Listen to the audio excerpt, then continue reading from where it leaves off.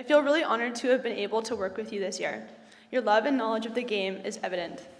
You knew every name of every player as well as their stats. So I guess my first question is, what does Concacaf stand for, and why was it a significant win for Canada? So Concacaf is the governing body for soccer in North America, and the Concacaf Championship to win gives you a guaranteed spot in the World Cup. So that's why it was such a key part of Canada qualifying. Excellent. I do have more, but I will kind of wait for them. Elliot, I guess my question would be, if you had to pick one thing that you felt was the most important thing for Canada to qualify for our next World Cup. I have a vested interest in that, so I'd like to hear your answer. I would say that Canada having its own league is the most important because it gives Canadian players an option within their country to play at a top level. Mr. Deveau, congratulations on a fine presentation.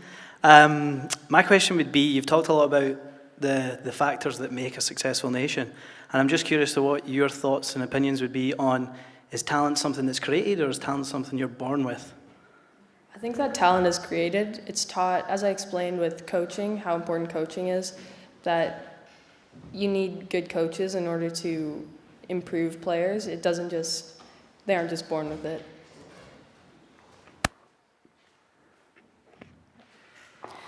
And Mr. Deveau, what's been your greatest achievement personally in soccer so far? I think that last year when I was playing for Metro, we won the league, and I think that was probably my greatest achievement in soccer. Excellent. And I have one more surprise for you later, but I'll let the floor. Please, easy questions for a bit. Yeah. Okay, some easy questions first. Kieran. Congratulations, Mr. Deveau. I'm wondering if you see yourself with a future career in soccer. That would be fantastic. I hope that happens. So, yes. Congratulations.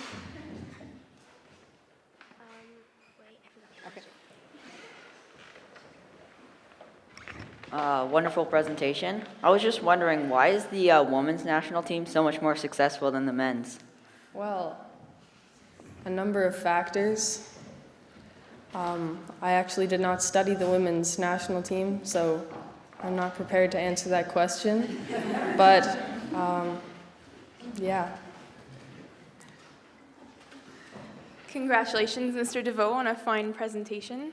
My question is there another soccer or football nation in the world that you think Canada should model its development on?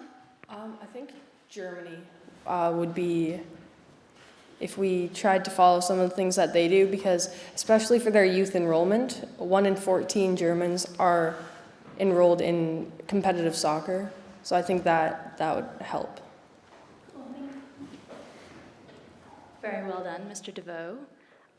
My question, I really appreciate how you went into the social impacts of soccer.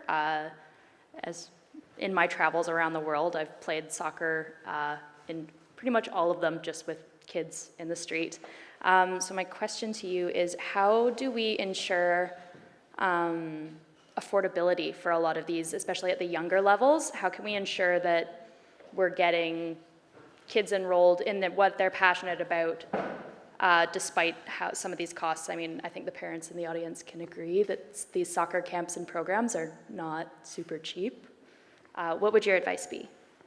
Well, I think that Canada is generally, compared to most sport in soccer, is generally, compared to other sports, it's relatively inexpensive. So I don't know if there's too much more that can happen in terms of that, but I mentioned that just funding for the sport would help. Mr. Deveau, that was very, very interesting and very well presented. And I was listening to CBC the other morning, as I often do, and they were talking about Vancouver being a soccer city, and that they just finished building a $30 million facility at UBC specifically for soccer. Awesome. So my question to you is soccer important? We dump a lot of money into it. We have, you did your Masterworks on it, But at the end of the day, it's a game. You're not saving lives. So what is the importance to you of soccer to a nation? I think that it's important culturally for a lot of countries where poverty has a large impact on the country. It's something where kids of all nations everywhere can just get together and enjoy themselves. I think that it's culturally important around the world. That's great, but we're quite an affluent nation, so is it important for Canada? I mean, should we dump that $30 million into healthcare? It depends on how you look at it, I think, because the entertainment in it is a large part of our country as well, besides just the players themselves enjoying the sport. So, And what does it do for you? for me, I just enjoy playing the game. Great, thank you. Mr. Deveau, one of your key points to developing a soccer nation was having passion for the game. So what happens when you tie on your cleats and walk onto the pitch? I get really excited most of the time. I just really enjoy playing, so every time I can be on the field playing, it's really enjoyable for me. How do you think that we can build that, though? Is it just through involvement of the game that we're going to develop the passion for the game? Yeah, I think that getting more players exposed to the sport who maybe would not sign up from a young age, if we can get more young players involved to get them passionate about the game, that it could improve the way that they get excited about it and the way they think about the sport. Great job. I have two questions. One, who's your inspiration for soccer? My inspiration, probably, well, my favorite player is Sergio Ramos. He plays for Real Madrid, and I'd say he's probably my biggest inspiration in soccer. Yeah. And my second question is, do you think learning the basics of soccer and the game soccer can benefit for other sports? Sorry, could I hear that again? Do you think learning the basic soccer skills in the sport of soccer overall can help you and can benefit with other sports? I don't think so. Maybe just maybe by the aspect of teamwork, but I don't think any other ways. Yeah, maybe. Very well done, Mr. Deveau. Are you familiar with the UFC champion Conor McGregor? Yes. Well, he once said that he's not talented, he's obsessed with MMA. So, question about you, would you say you're obsessed or talented at soccer? I don't know. I think it's probably a mix of the two. Yeah, mix. Well done, Mr. Deveau. My question is, do you think soccer is an essential part of Canadian heritage? I don't think that, because soccer hasn't been the number one priority as where it is in a lot of other countries, so I don't think it's as important if you look back in history, but I think it's gaining importance. Really quick question. Why do we call soccer soccer and football football, and everybody else calls soccer football? I have absolutely no idea. No, we should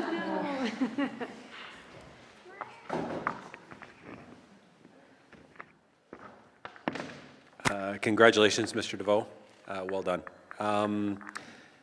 You talked about standardized coaching and the impact that can have on players coming up through the system. Who are the coaches that you've had throughout your career that have influenced you, and what was special about them? My coach this year that I have, I think one of the qualities I really like with him is positivity. He always encourages players that no matter what happens, if you make a bad pass, if you make a bad play, keep going because things will improve for you. Great, thanks. Here's another question, Mr. Deveau, about coaching. So you said one of the key things to developing a soccer nation is to have standardized coaching. and qualified coaches. So what does it take to be a coach in Canada now at, say, your level right now? Because you play for Metro, right? No, I believe in the BCSPL. The BCSPCL. Can you, well, so what do your coaches, what kind of training do they have? It depends on the coach, but I think that they're required to have their UEFA B license, which is just a certain level of qualification. And when does that kick in the pathway? Because at the recreational level, it's a lot of very committed moms and dads who are doing the coaching. So when does it kind of switch into more of a professional coaching level? I don't think it's by age, I think it's more by level. So it can start as early as 12 years old, but it can also, like, there can be a U18 teams of 17-year-olds who are still coached by mom and dads. Yeah. But they do have some coaching, like training that they've, certificates and stuff that they've gone through? It's not necessary, except for at a certain level. Right, okay. Okay.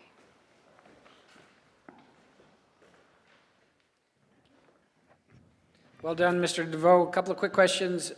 Just actually with Pam's question, this football soccer thing, what do the players themselves, Canadian players, what do they call the game when they're talking to people? I'd say that they try to use football as much as they can. That's just what I've noticed. I need some clarity about this U13 thing. You walked us through a bunch of stages, 9, 11, 12 to 16 you said higher level, and then you said U13. And if I understood you correctly, you said U13 is kind of a cutoff point? U13, does that mean under 13? Is that what that means? What's U13? Under 13, so yeah. And so is it 13, is that a cutoff level and that's where you decide if you're going to go for it or not? Or? Yeah, so that's the age where you can try out for 2 higher levels, which are Metro and in the BCSPL. Yeah. So those are two higher levels that you can try out for. Mm. Or not, if you're not. Yeah, or not. What position do you play? Center defense. Center defense. Kind of a follow-up on Stuart's question, this whole idea you're born with talent, do you learn it? You said you could learn it. Can you teach competitiveness? I think that you can. I didn't used to think that you could be able to, but yeah, I think that it comes with encouragement and teaching the feeling of winning and the feeling of doing something really well, and then learning to bring that with you.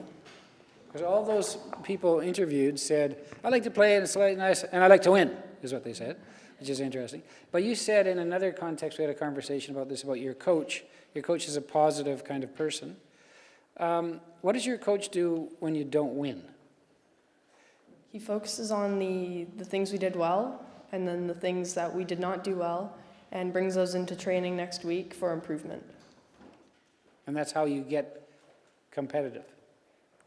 Yeah, and yeah, he'll also explain how we can compete better and improve. That's good. Good question. Congratulations, Mr. Deveau. So I'm not clear on all the different levels and stages, but the league that you play in now, at what age or stage does that end? Like, what is the next step for you on your path of becoming a professional soccer player? Well, this league goes until 17 years old, I think. And then right now there's Whitecaps, which is the Whitecaps residency here in Vancouver, where the best players go to in BC usually. And is that your goal? Yeah, that would be my goal.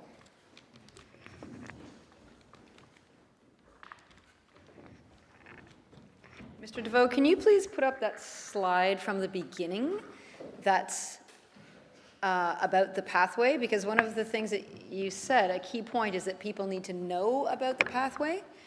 And it would be interesting for the students in the audience to see how far they went in the pathway.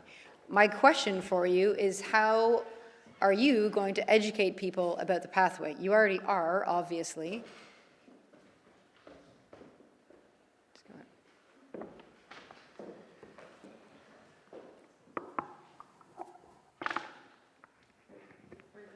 Yeah.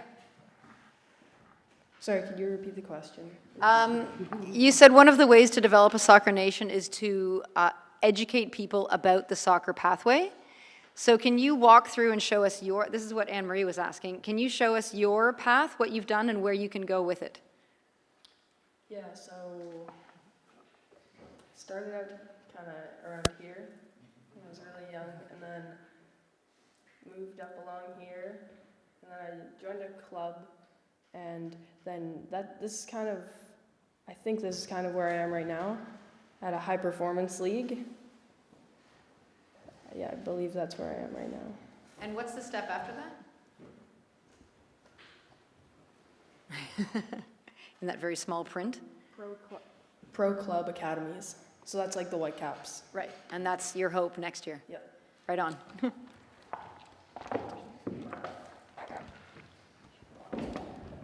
How many, okay.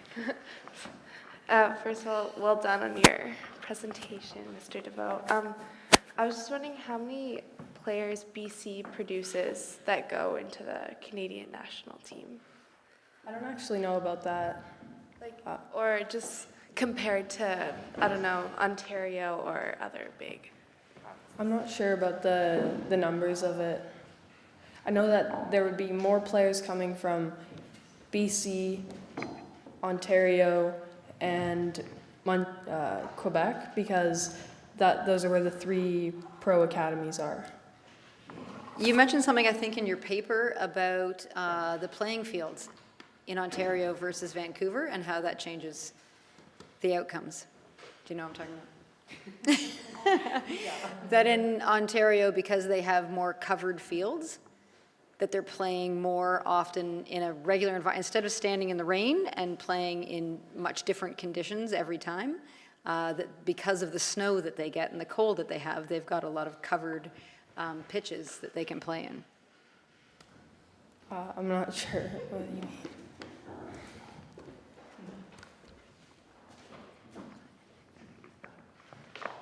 So, Mr. Deveau, you said that your goal over the next couple of years is to make the Whitecaps residency team. In talking with your parents this morning on the ferry, they let me know a little secret.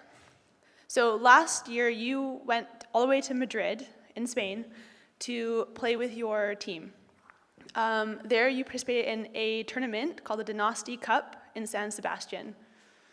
I heard at the end of the game, you were selected man of the match. Who were, yeah, right?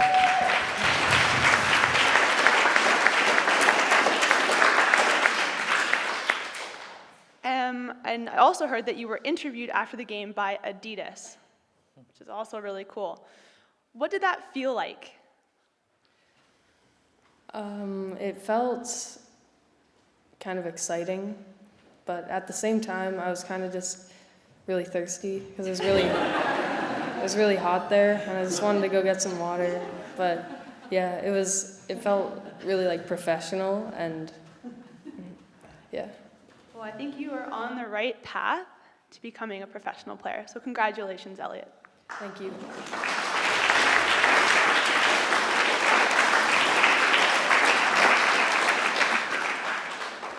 I think we'll end question period there. Well done, Mr. Deveau. We're going to take a short break while we talk to his advisors, and we'll see you back around an hour. Congratulations.